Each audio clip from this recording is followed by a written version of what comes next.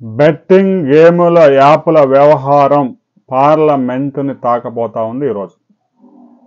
గడిచిన 12 సంవత్సరాల్లో బెట్టింగ్ యాప్లు, గేమింగ్ యాప్లు, సైబర్ నేరగాళ్లు భారతదేశం నుంచి 24 లక్షల కోట్ల రూపాయలు దోచేశారు.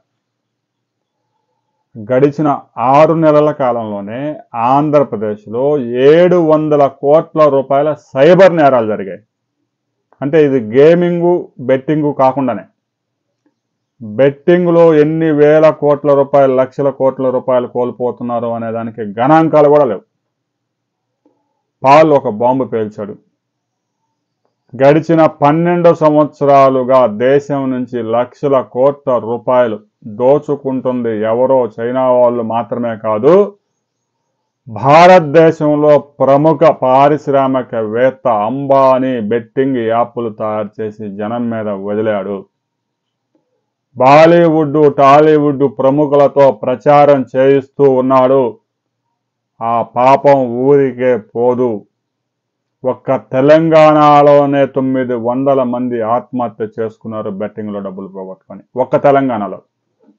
దేశవ్యాప్తంగా వేలాది మంది ప్రాణాలు బలి తీసుకుంటున్న ఈ బెట్టింగ్ యాప్ల వెనుక ఎమ్మెల్యేలు, ఎంపీలు, కేంద్ర మంత్రులతో పాటు ప్రముఖ పారిశ్రామికవేత్త రిలయన్స్ అంబానీ కూడా ఉండడంతో కేంద్ర ప్రభుత్వం ఎలాంటి నిర్ణయం తీసుకోవడం లేదు.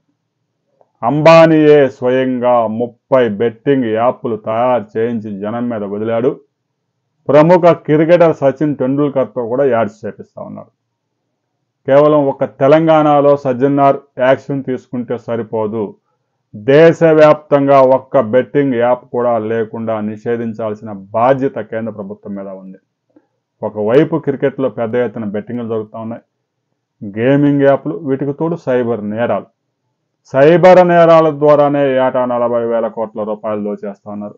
బెట్టింగ్ యాప్ల ద్వారా ఎన్ని వేల కోట్ల రూపాయలు ప్రతి సంవత్సరం విదేశాలకి అంబానీ ఖాతాలోకి పోతోంది అనే విషయాన్ని ఈరోజు పార్లమెంట్ లోక్సభలో ఎంపీలు ప్రశ్నలు లేవనెత్తబోతా ఉన్నారు. దేశవ్యాప్తంగా బెట్టింగ్ యాప్లను కనుక నిషేధించకపోతే రాబోయే 3 రోజుల తర్వాత సుప్రీంకోర్టులో ప్రజా ప్రయోజనాల వ్యాజ్యం దాఖలు కాబోతా ఉంది. దీని మీద సుప్రీంకోర్టు ఎలాంటి స్పందన ఇస్తుంది అనే వివరాలతో మనం మరో వీడియోలో తెలుసుకుందాం.